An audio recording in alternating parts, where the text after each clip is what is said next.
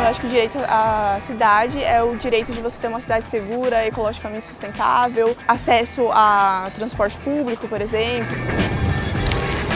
Então, acho que direito à cidade seria você andar na rua sem preocupação, você não ter problemas, ruas esburacadas, até mesmo andar de carro na rua. As alunas do 4º semestre já conhecem alguns dos elementos englobados pelo conceito do chamado direito à cidade, aquele que garante que habitantes tenham acesso a uma cidade justa, inclusiva e democrática. Por experiência própria, Kailane descobriu que ainda falta muito para que todos os moradores da cidade de São Paulo possam usufruir plenamente deste direito. Quando eu morava em Butantã e vinha para cá, eu pegava o 477P10 e esse ônibus demorava muito. E além de demorar muito, ele pegava muito trânsito. Eu demorava às vezes 1 hora, eu tinha que sair 1 hora, só que eu tinha que sair 30 minutos mais cedo porque esse ônibus ainda demorava no ponto de ônibus. Então ficava muita gente, todo mundo apertado dentro do ônibus e ali eu no trajeto 1 hora. A moradia hoje em dia é realmente algo muito importante. Eu morava em Butantã e realmente pagava um preço muito mais acessível. Ao mesmo tempo eu perdia muito tempo da minha vida, muitas coisas que eu poderia fazer e eu perdia emocional, qualidade de vida. E eu acho que as pessoas que não têm condições, não têm acesso, passam por sufocos incomparáveis. E aí vem aquele negócio, as pessoas não têm as mesmas horas do dia. A percepção de Kailane está correta. Este levantamento revela que mesmo que a maior parte dos moradores da cidade de São Paulo passe em média até 1 hora nos deslocamentos diários até o local de trabalho ou estudo, há quem gaste 2, 3 ou até 4 horas para percorrer estes mesmos trajetos. Então, ao final do dia, você pode ter um trabalhador que gastou 1/3 do seu dia útil dentro de um congestionamento, dentro de um sistema de transporte público. Então você está encurtando a vida dessa pessoa em 1/3.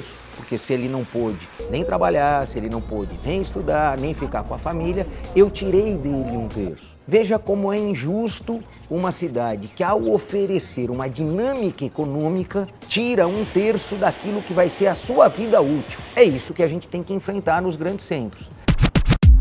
Cidades na mobilidade, cidades na mobilidade. José Polici Neto, subsecretário do Desenvolvimento Urbano do Estado de São Paulo e coordenador do Núcleo de Habitação e Real Estate do Centro de Estudos das Cidades, Laboratório Arquifuturo do INSPER, diz que o descompasso entre a oferta de serviços e emprego e a de moradias é antigo. Há um desejo da sociedade, quando a gente faz a migração do campo para a cidade, e o sonho de cidade era para que todas as famílias tivessem acesso a um pedacinho delas como de propriedade, que ela garantisse saúde de qualidade, educação que promovesse o desenvolvimento das famílias. E a gente encontra hoje, depois de quase 100 anos aí que a população foi crescendo nas cidades, a gente ainda encontra muitas desigualdades. Ninguém está dizendo que todo mundo vai ser igual, mas tem uma oferta pública que tem que ser feita por aqueles que governam de maneira muito equilibrada e muito responsável para produzir equidade no espaço da nossa sociedade. Ao retratar a atual concentração das ofertas de emprego na região metropolitana de São Paulo, este mapa evidencia que o desafio de se oferecer oportunidades para todos persiste. Querendo ou não, as oportunidades elas geralmente vão estar aqui na parte mais central de São Paulo, né? Então Faria Lima, Santo Amaro, Pinheiros. E às vezes para quem vem de longe, para você chegar, para você fazer uma entrevista de emprego, para você trabalhar aqui, você vai demorar 2 horas. Então assim, fica muito cansativo e às vezes a pessoa ela prefere trabalhar num lugar que ela vai ganhar menos, que ela não vai usar toda a experiência que ela tem, mas ela vai estar trabalhando do lado da casa dela ou vai trabalhar num lugar que vai demorar menos tempo do que ficar 2 horas numa condução em transporte público para poder trabalhar aqui. Eric ainda não trabalha, mas por morar longe da faculdade, já sabe o que significa gastar boa parte de seu dia com deslocamentos. É realmente muito cansativo, mas eu acredito que se você for parar para pensar que um aluguel aqui ele é, sei lá, 2 vezes mais do que um aluguel lá em Pirituba, esse custo-benefício eu acho que eu prefiro ficar 2 horas no trem, no ônibus, do que pagar, sei lá, R$5.000 num aluguel aqui. Bom, eu acho que o que o governo pode fazer é realmente melhorar a infraestrutura e a malha, tanto rodoviária quanto metroviária. Se você arrumasse, tem algumas estações, por exemplo, eu moro perto de Pirituba, que fica perto da Lapa. Só que para eu ir, por exemplo, para Osasco, eu demoro também tipo 40 minutos, porque eu tenho que ir até Barra Funda para voltar. Então, assim, se fosse um pouco mais organizado, tanto a linha rodoviária quanto a linha metroviária, eu acho que isso já melhoraria muito a condição e o direito que todos os cidadãos têm de ir e vir pela cidade toda, né? Quando eu aproximo a unidade habitacional das áreas dotadas de infraestrutura onde um emprego está, eu passo a ingerir de maneira muito objetiva no custo da cidade. Quanto menos gente precisa circular para atingir o seu objetivo, menor é o volume do custo que a cidade impõe para o seu funcionamento. Cidades que se espraiaram demais, em que os deslocamentos são muito longos e muito doloridos para a população, tornam a cidade menos desejada e muito cara, porque ela gera uma deseconomia, né? Se todo mundo tiver que circular de todos os cantos intensamente, e esta circulação não agrega valor à cidade, ela só tira valor da cidade, que é muito importante a gente entender isso. Então, a cidade que não consegue se organizar e se orientar por essa lógica do transporte, ela vai perdendo competitividade com outras. Então, a lógica é produzir uma cidade que sabe aproveitar no limite a infraestrutura instalada. Este foi um dos principais objetivos do plano diretor que vigora na cidade de São Paulo, de acordo com o subsecretário. 2014 foi um marco porque a gente fez algumas importantes transformações ali. A primeira delas é o desestímulo do uso do transporte individual, né? Então ali a gente faz uma mudança muito grande, que ela até parece simples na forma que a gente vai falar, mas depois a gente vai ver o quanto é transformadora.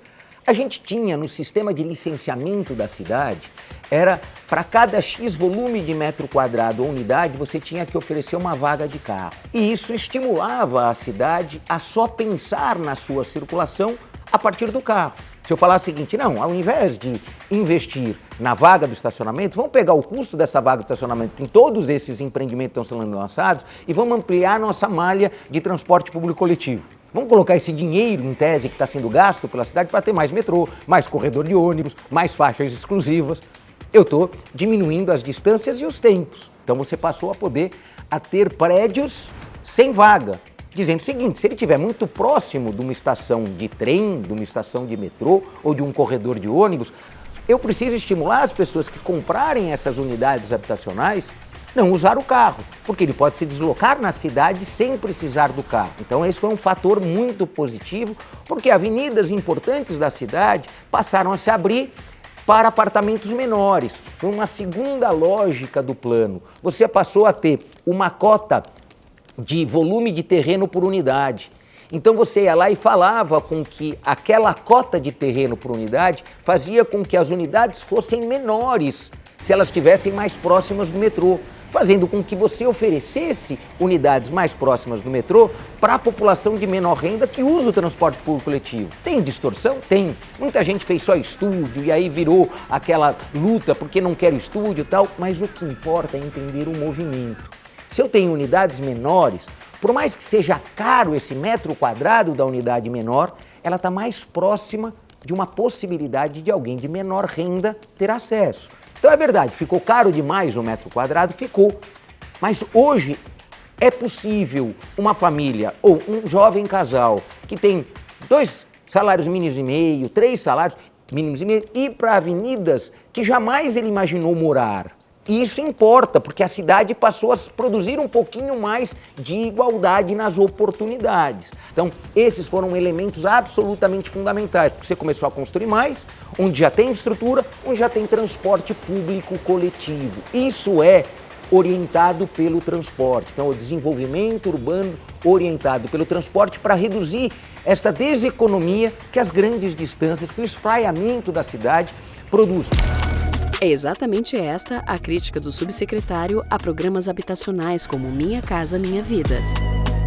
Quando uma cidade não tem uma legislação própria, muito eficiente, para dizer onde você pode construir mais, onde você incentiva mais habitação para a população de menor renda, A tendência é a terra que encaixa no valor do teto que é imposto pelo programa é a terra periférica. E aí a tendência que você tem são grandes empreendimentos habitacionais no limite do espaço urbano ou nas áreas de expansão urbana, onde você ainda não tem oferta de educação, onde você não tem oferta de saúde, onde muitas vezes você vai levar o sistema de saneamento, tornando o empreendimento mais caro para a cidade. Eu acredito muito que essa lógica de sempre olhar a cidade que se tem como a melhor cidade para se viver é dar a ela os atributos de melhorar e não de ser refeita. A gente não vai refazer a cidade inteira. A gente vai aplicar doses de transformações em territórios onde você tem uma população com menor renda, com muita inteligência, com muita pesquisa, com muita ciência. Eu acho que está aí os elementos centrais de fazer a transformação, trazendo mais população para áreas infraestruturadas, reduzindo a necessidade de transporte, oferecendo mais transporte de alta capacidade para você ir reduzindo a pressão que o transporte individual faz, conectando os diversos modais. Então é muito importante a conexão do ônibus com o trem, com a área que você guarda a bicicleta e gerando calçadas de muito mais qualidade para proteger essa população que circula só a pé, sempre pensando na população de menor renda. E se você nada fizer, a cidade vai continuar se espraiando, vai continuar colocando à margem a população de menor renda, e se já se gasta 2 horas, vai gastar 3, vai gastar 4. A questão é qual a responsabilidade e qual o protagonismo que você assume com o futuro da sua cidade para todos. Então, isso a gente tem colocado à mesa. E é lógico que você consegue observar iniciativas muito positivas e experiências que deram certo em cidades e outras que nada fizeram e que estão caminhando para a sua extinção. Então é muito importante a gente estar muito atento, porque a ciência, o dado, a evidência nos permitem hoje produzir mais cidades. No passado era tudo um pouco o sentimento do político. Hoje, dado, ciência, evidências, bons programas apontam para soluções de cidade. E é isso que o Centro de Estudos das Cidades, Arquifuturo do INSPER, tem feito.